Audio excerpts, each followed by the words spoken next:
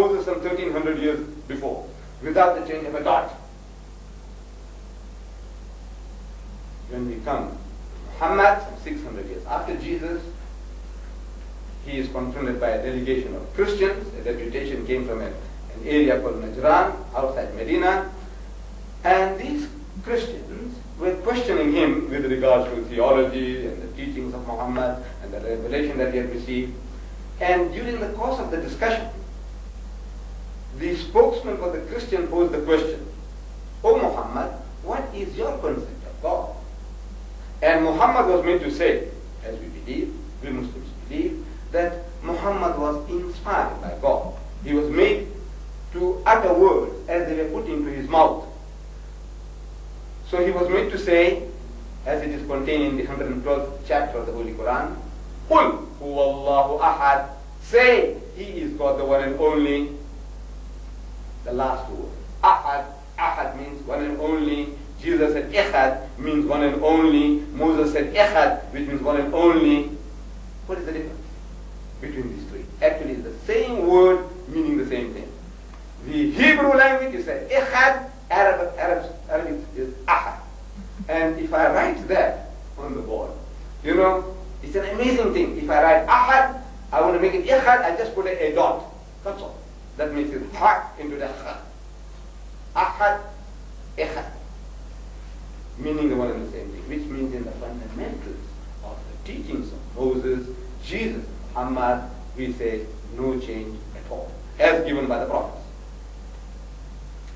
Then in the teachings also we find a relationship, that each is an evolution of the previous teaching. For example, you see the children of Israel, they came out of the Egyptian bondage, and they were moving to the Sinai Peninsula for 40 years, a wandering people, moving from oasis to oasis.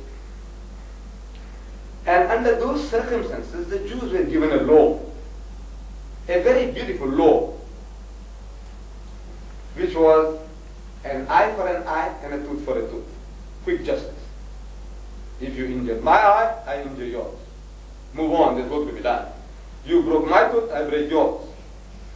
There's justice to be done. Move on, there's work to be done. There's no time for lengthy litigations. There's no time for putting a man in concentration camp or prison. An eye for an eye and a tooth for a tooth. Beautiful law. A Jesus or a Muhammad couldn't have done anything better in the wilderness for these people. Suppose instead of Moses it was Jesus.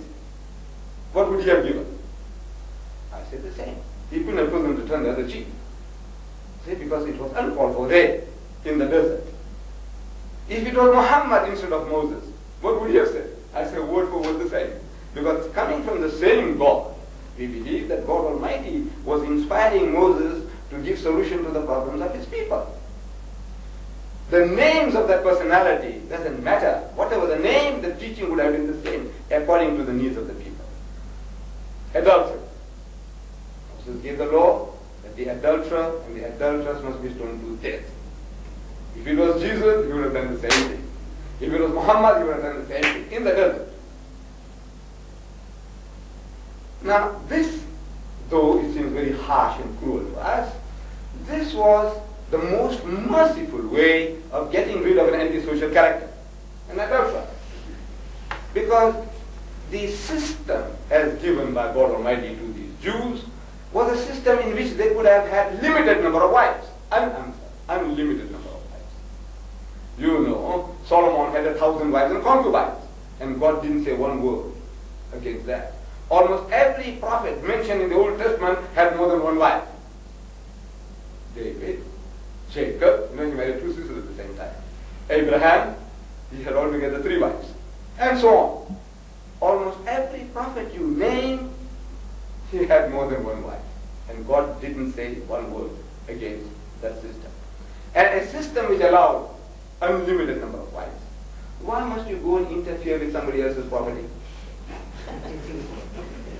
Can you see the logic of it? I mean, if 1 was not enough, you take number 2. If 2 is not enough, take 4. If 4 is not enough, take 40. Why do you have to go and despoil somebody else's property? That person is an antisocial character, and the best thing to do with him is kill him and make him an object lesson for others. So it's a very cruel thing. Stoning a person to death. You can imagine. It's a slow, painful death. And this was to be done in public. Not hidden away somewhere behind the walls, say in Pretoria what they call it, death row. No, where nobody knows what's going on. No, bring the guy to the marketplace. The whole community gathers. You see this adulterer and this adulteress. This is justice being meted out to them. So suppose we were there. This is not for me.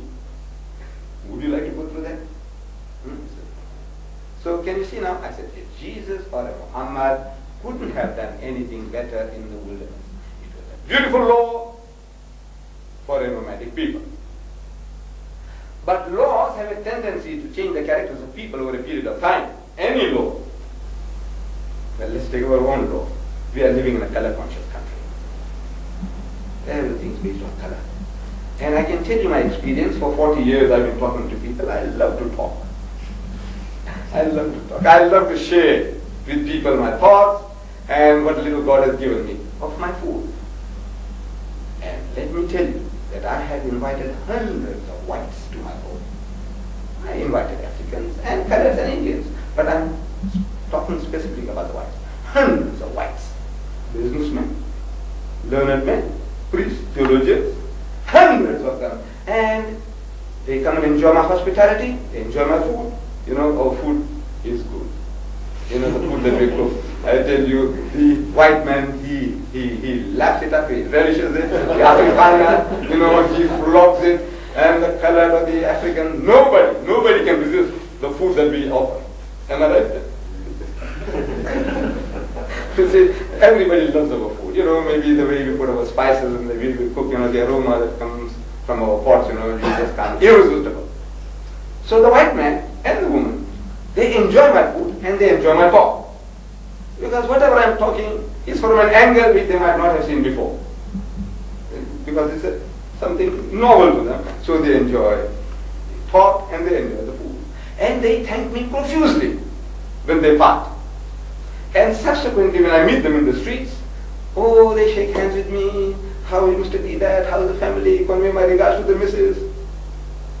But no white man, by God I tell you, no white man in 40 years has invited me to his home for a cup of tea.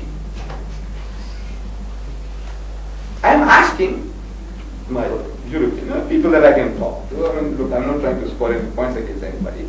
But I'm asking, don't you people know how to reciprocate? In your culture, in your civilization, is there no such thing as reciprocation? There is. There is. You do reciprocate, I know. Among yourselves, you do. You invite one another to your homes. But at the back of your mind, to invite a black man to your home, something else is involved. You personally may be a saint walking this earth, an angel walking this earth, but at the back of the mind, the laws of the country, color, has knocked into your psyche. That thought that, look, this coolie coming to an elite area in Durban North, one Sunday morning, looking for your home, number 10 Downing Street, and, with this funny headgear and this beard, looking for that number 10, and eventually he finds it. There are people watering the garden, there are people sitting on the veranda. What is this coolie doing around here? And then, maybe, I find the house, I knock at the door, Mrs. Smith opens the door, and because she has enjoyed my hospitality, she's so happy. She says, come in, Mr. Deedat, come in. She means well. I go inside and we start chatting again, and religion is a deep subject, you might carry on for hours, and tongues begin to wag. He says, what is that doing inside here? What are they doing? Running a shebeen or what? What is Mrs. Smith doing? What business is she in now?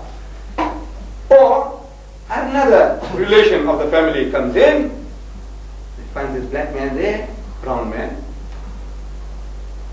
So my host will have to go out of his way to explain my presence there. He said, this is Mr. Deedat. When we went to his house, his family, they received us so well and they gave us such nice food and whatnot. Oh, you're going out of your way actually to justify my presence there. You know it. You have to justify, what is this guy doing here in the house? So to avoid all that, best thing is, convey my regards to the missus, This is what it is. Laws have a tendency to change the characters of people over a period of time.